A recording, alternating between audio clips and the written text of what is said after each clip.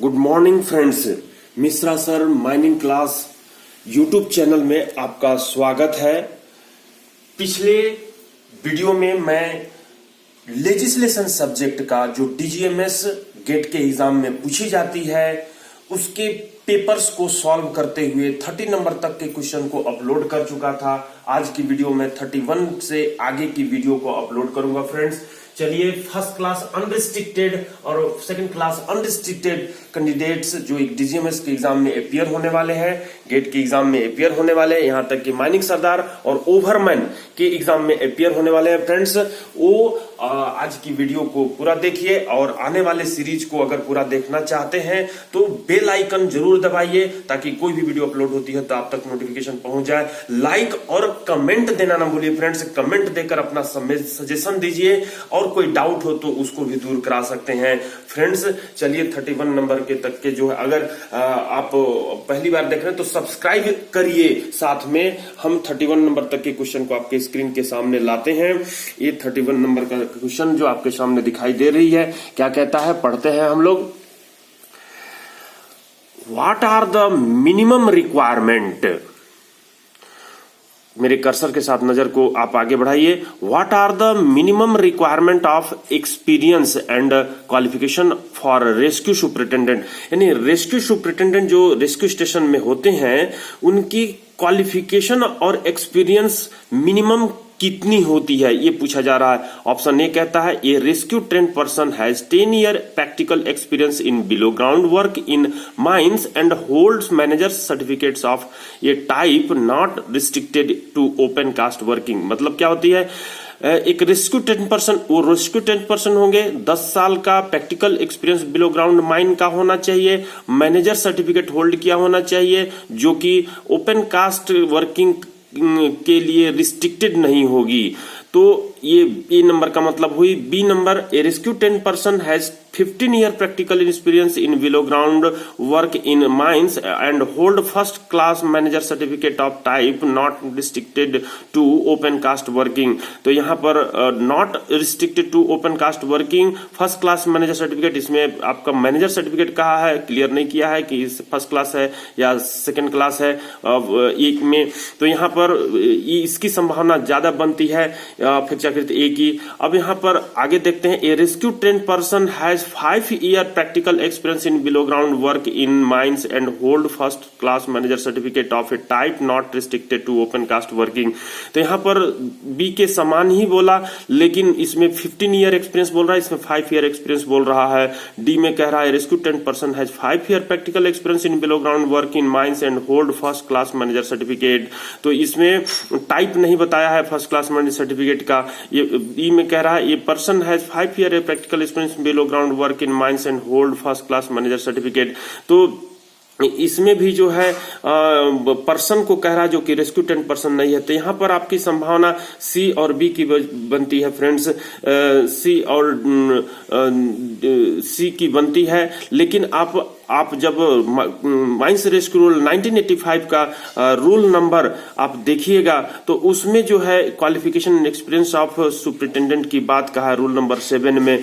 तो इसमें 5 ईयर की चर्चा क्या है, इसलिए आंसर सी को टिक लगाते हुए आगे बढ़िएगा, जो कि नॉट रिस्ट्रिक्टेड होगी। फर्स्ट क्लास मैनेजर सर्टिफिकेट उनको जरूरत है लेकिन वो नॉट रिस्ट्रिक्टेड होगी ओपन कास्ट के लिए। देखिए इसी 7 नंबर को पढ़ लीजिए। Qualification and experience etcetera of superintendent after coming into force of these rules, no person shall be appointed as a superintendent unless he is a rescue 10 person। पहला उसके लिए जरूरत है sir rescue 10 person.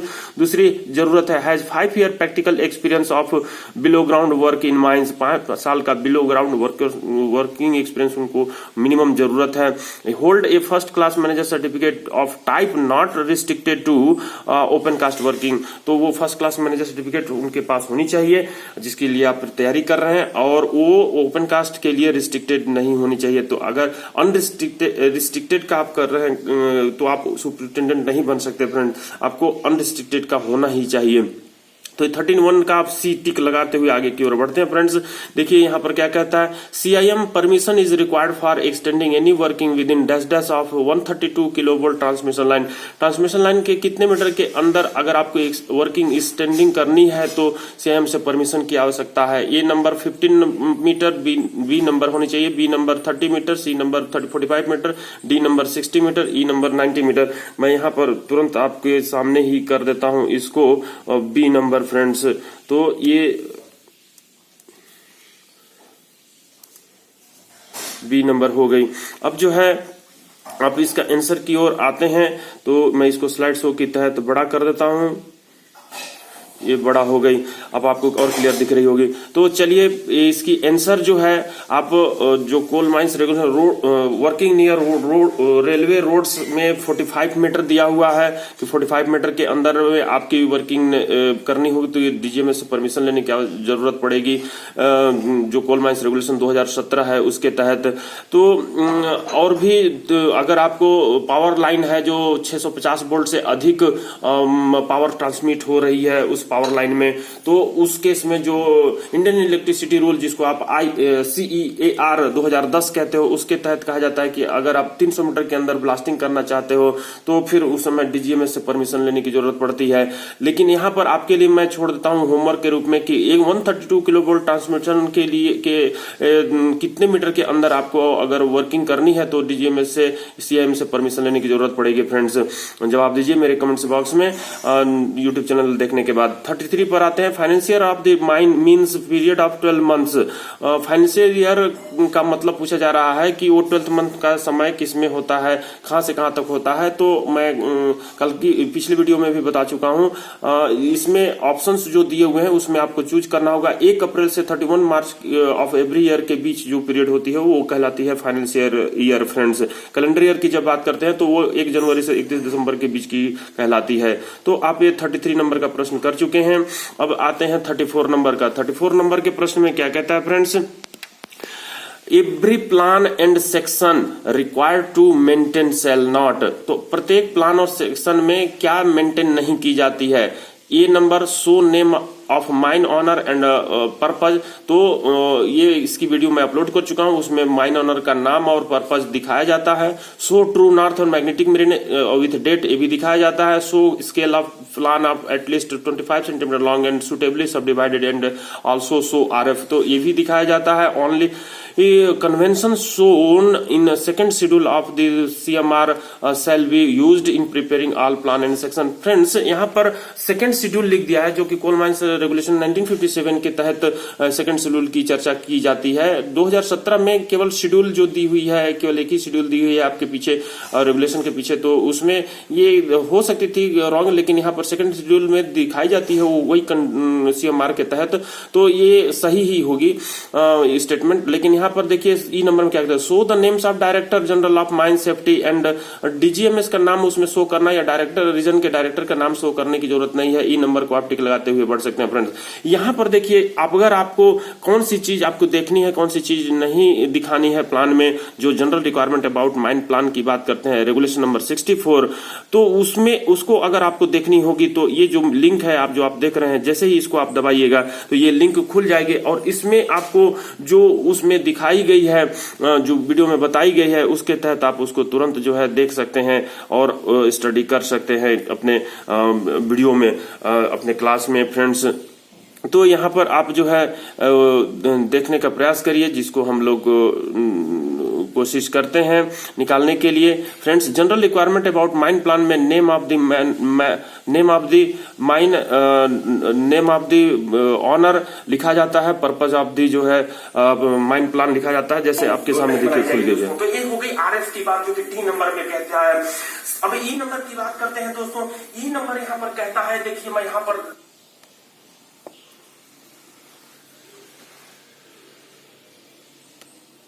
Friends Mishra sir mining class में आपका स्वागत है।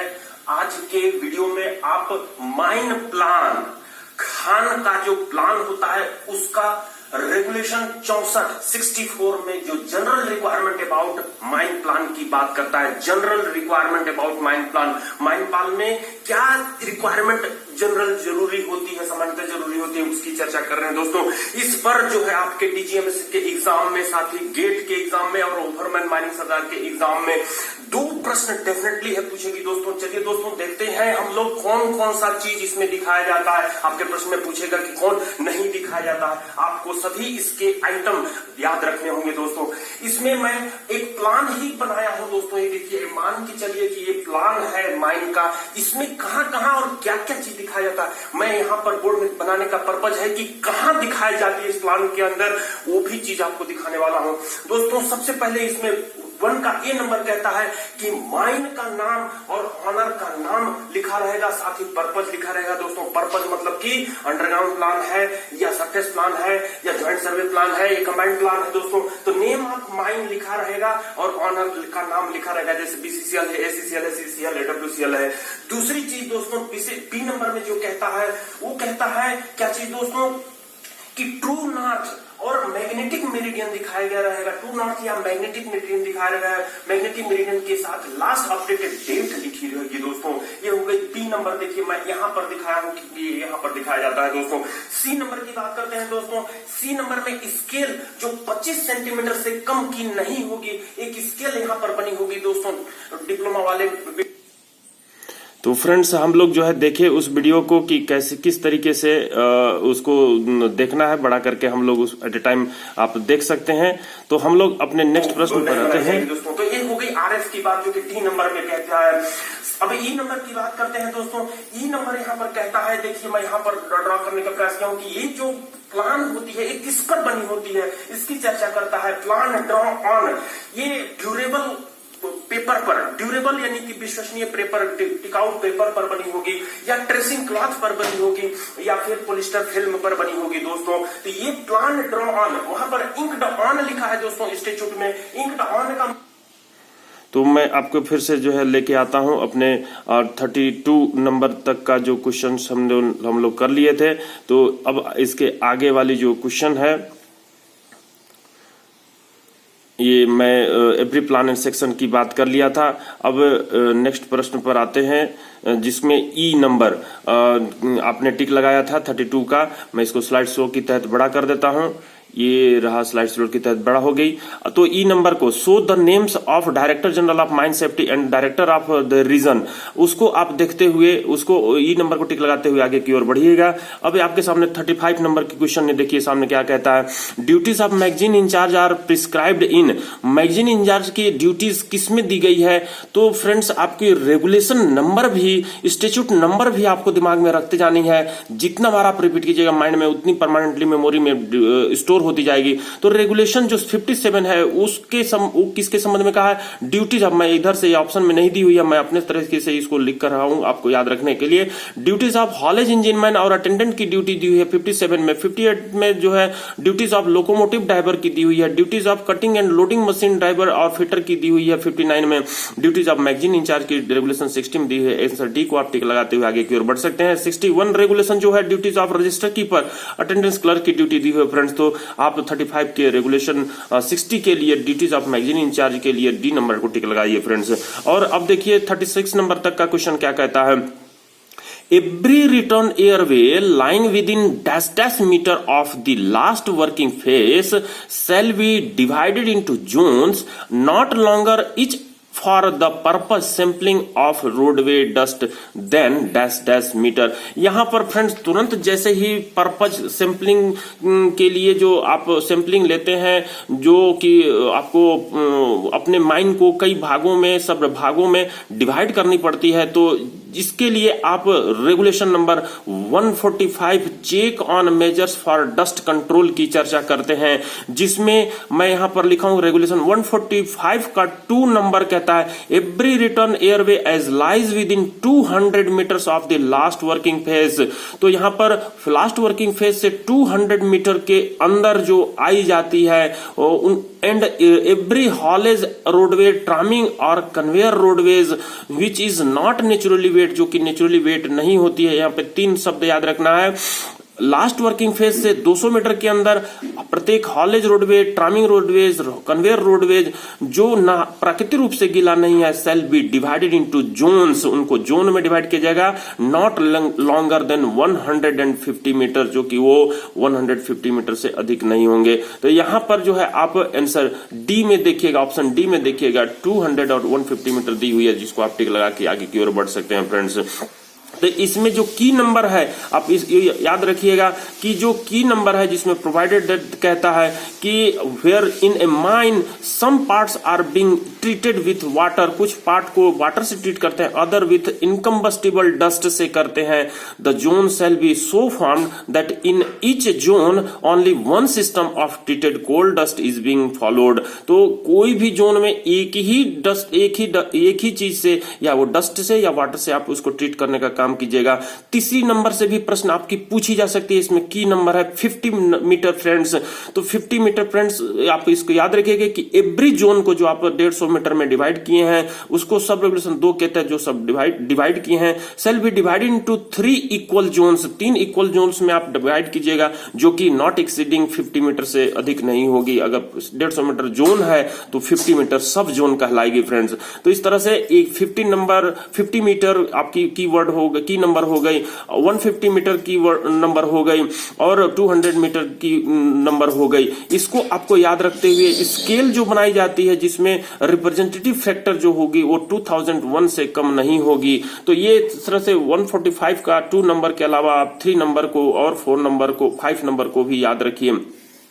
इन जो आप सब जोन डिवाइड करते हैं उसको कोड नंबर या कोड लेटर देना है, जिसमें ए बी सी या 1 2 3 करके आपको उसको डिवाइड करना है फ्रेंड्स। तो 36 का लिए आप 145 रेगुलेशन जो कि check on measures for dust control, इसको याद रखना है फ्रेंड्स। अब आते हैं 37 नंबर में, क्या कहता है, choose the incorrect statement duties of manager include. तो इसमें से इनकरेक्ट यानी कि गलत स्टेटमेंट क्या है जिसमें मैनेजर की ड्यूटी के बारे में बताई गई है।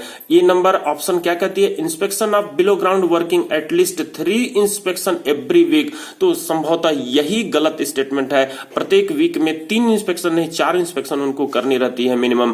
बी में कहता है option night shift inspection only in every Fortnite, प्रत्येक 15 दिन में एक बार उनको इंस्पेक्शन करनी पड़ती है खदान की। सी नंबर में कहता है records the reason for not carrying inspection as per prescribed frequency, अगर प्रिस्क्राइब्ड फ्रीक्वेंसी जो ऊपर में बताई गई है उसके अनुसार वो इंस्पेक्शन नहीं कर पाते हैं तो उसका रीजन को बताना पड़ता है, रिकॉर्ड करना पड़ता है अपने bound page book kept for purpose वाली डायरी में। तो maintain bound page book recording result of his inspection, जो अपना इंस्पेक्शन करते हैं उसके रिजल्ट को रिकॉर्ड करके रखना है, जो कि सब रेगुलेशन 2 में दी हुई है। जो mines duties and responsibility of manager 43 regulation है उसका सब रेगुलेशन 2 में दी हुई है। Providing every ओवरमैन update tracing of mine working का अपडेट ट्रेसिंग प्रत्येक ओवरमैन को प्रोवाइड करना है, इसके संबंध में रेगुलेशन 7 में दिया हुआ है friends.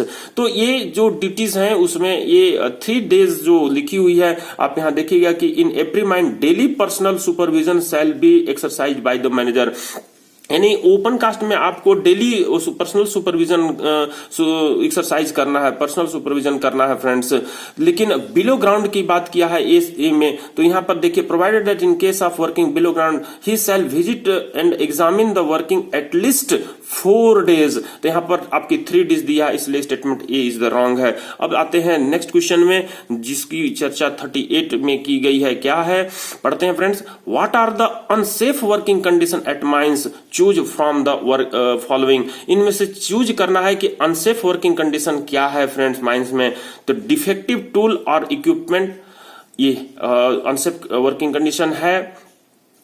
Congestion in the workplace में कंजस्टेड रहना, ये अनसेफ वर्किंग प्लेस है और अनसेफ वर्किंग कंडीशन है। नेरो रोड्स, पतले रोड्स में आप अगर चलने का काम कर रहे हैं तो वो भी अनसेफ वर्किंग कंडीशन हो सकती है। Improper method of working and poor housekeeping, तो अगर सही तरीके से आप काम का मैनर नहीं करते, काम के मैनर के अनुसार सही नहीं करते हैं, या फिर आप अपनी हाउसकीपिंग को प्रॉपर नहीं रखते हैं, तो उस केस में वो भी इन डेंजर है, अनसेफ वर्किंग कंडीशन कहलाएगी। तो यहाँ पर ऑल दी ऑप्शंस जो है वो अनसेफ वर्किंग कंडीशन कहलाएगी फ्रेंड्स। 38 का ई नंबर को टिक लगाते हुए आगे की ओर बढ़िए। 39 में क्या कहता है, every main mechanical ventilator shall be provided and maintained and dash. तो यहाँ पर प्रत्येक मैन मैकेनिकल वेंटर में क्या प्रोवाइड की जाती है, क्या मेंटेन की जाती है, उसके बारे में कहा गया है। Instrument for measuring the quantity of air flowing through the fan. तो माइन मतलब फैन के द्वारा जो हवा की क्वांटिटी फ्लो की जा रही है उसकी इंस्ट्रूमेंट रखी जाती है मेजर करने के लिए, तो प्रोवाइड की जाती है। तो इसकी संभावना आपको जो है क्वांटिटी मेजर करने के लिए ऑप्शन 2 पढ़ते हैं। Instrument for continuously measuring pressure develop, जो प्रेशर डेवलप करती है उसकी कंटिन्यूअस मेजर आप करते हैं फ्रेंड। वाटर गॉज वहां पर लगा के रखते हैं जो कि एटमॉस्फेयर और फैन के द्वारा जो डेवलप की जाती है उसके बीच में डिफरेंस को बताता है वाटर गॉज। तो ये तो 2 नंबर राइट है friends. For arrangement for of reversal of air current, reversal of air current measure current को एयर करंट को रिवर्सल करने की व्यवस्था फैन में एमएमवी में लगी रहती है फ्रेंड्स। ये भी सही है, 2 और 3 तो सही है friends. Arrangement for measuring humidity, humidity को मेजरिंग करने के लिए हाइग्रोमीटर जैसा इक्विपमेंट वहां पर नहीं रहता फ्रेंड। तो यहाँ पर क्वांटिटी मेजर करने के लिए उसके साथ मेंटेन नहीं रहता और ना मेजरिंग करने ह्यूमिडिटी मेजरिंग करने के लिए। तो यहाँ पर 2 और 3 सही है। 2 और 3 आप खोजिए फ्रेंड्स। सी नंबर आपको दिखाई दे रही है, सी नंबर को आप टिक लगाते हुए आगे की ओर बढ़िएगा। अब देखिए 14 नंबर क्वेश्चन पढ़ते हैं फ्रेंड्स। क्या कहता है? Every application for permission of depillaring need not required to be according. यहां पर कहता है फ्रेंड्स कि प्रत्येक एप्लीकेशन जो डिप्लेयरिंग के लिए आप परमिशन, डिप्लेयरिंग की परमिशन के लिए आप एप्लीकेशन भेजते हैं सीआईएम के पास, आरआईएम के पास, तो उसके लिए क्या और उसके साथ लगा के भेजनी पड़ती है, क्या उसके साथ रिक्वायर होती है। ये नंबर कहता है copies of statutory plan and section. तो प्लान और सेक्शन की स्टैट्यूटरी जो प्लान और स्टैट्यूटरी प्लान और सेक्शन की कॉपीज लगानी पड़ती है फ्रेंड्स, एकदम राइट है। Duty field in pro forma given in DGMS circular technical 1/1988। तो 1988 का 1 सर्कुलर मैं इसीलिए कहता हूं फ्रेंड्स कि आप अपने से पास्ट 10 ईयर का जो डीजीएमएस सर्कुलर है उसको सबको आपको याद रखना पड़ेगा फ्रेंड्स, तभी आपकी लेजिस्लेशन जो सब्जेक्ट है वो निकल पाएगी किसी भी एग्जाम के लिए जो लेजिस्लेशन एग्जाम की तैयारी करते हैं आप। तो डीजीएमएस सर्कुलर की 1988 की 1 का मैं टेक्निकल सर्कुलर यहां पर काट करके आगे के पेज में दिखाऊंगा फ्रेंड्स कि उसमें क्या कहता है। तो उस प्रोफार्मा के तहत पूरी फॉर्म भर करके मैनेजर एजेंट को डीजीएमएस के पास भेजनी पड़ती है। सही स्टेटमेंट है friends. Offset survey plan of the area propose for extraction. तो जो आप एक्सट्रैक्शन जिस एरिया का प्रपोजिंग करने वाले हो उसका आपको ऑफसेट सर्वे प्लान उसके साथ लगाना ही लगाना है। अब यहां पर देखिए plan showing manner of extraction उसमें दिखाना ही रहता है। Consent of the owner, owner की कंसेंट की जरूरत नहीं है फ्रेंड्स, तो यहां पर नॉट रिक्वायर में कंसेंट ऑफ द ऑनर आपकी टिक लगाना होगा। ई को देखिए मैं यहां कट पेस्ट करके रखा हूं जो कोल माइंस रेगुलेशन 112 का 2 है जिसमें और डीजीएमएस सर्कुलर है उसको भी मैं नेक्स्ट पेज में दिखाया हूं फ्रेंड्स। तो application for permission shall be accompanied by 2 copies of up to date plan and section of the proposed depillaring area, जिसमें दूसरी कहती है method of extraction and reduction of pillar, manner of extraction, thickness of and depth of the seam, nature of the roof, amount and direction of the dip. तो ये जो है आप देख लिए। यहां तक कि डीजीएमएस सर्कुलर जो कहती है 1/8 जिसमें 112 नंबर कहता है कि proforma for application to extract the reduce the under filler. तो यहां पर फ्रेंड्स आप मिसा सर माइनिंग की जो ये वीडियो है उसको लाइक कीजिए, सब्सक्राइब कीजिए, अपने कमेंट बॉक्स में कमेंट्स दीजिए, सजेशन दीजिए, डाउट को दूर करवाइए और नए कैंडिडेट है तो बेल आइकन दबाना नहीं भूलिए फ्रेंड्स। इसके 30 नंबर तक के क्वेश्चन के आगे मैं नेक्स्ट वीडियो में 41 से